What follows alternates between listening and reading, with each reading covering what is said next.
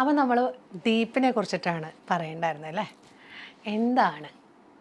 അപ്പോൾ ഇത് ശരിക്കും പറഞ്ഞു കഴിഞ്ഞാൽ നമ്മളൊരു നാർസിസ്റ്റ് റിലേഷൻഷിപ്പിൻ്റെ കാര്യത്തിലാണത് പറയണമെങ്കിലും ഏതൊരു റിലേഷൻഷിപ്പിലും ഈ കാര്യങ്ങൾ ശ്രദ്ധിക്കുകയാണെങ്കിൽ നമുക്ക് കുറച്ചും കൂടി ബെറ്ററായിട്ട് നമ്മുടെ റിലേഷൻഷിപ്പ് കൊണ്ടുപോകാം ഏതൊരു ബന്ധങ്ങളിലും.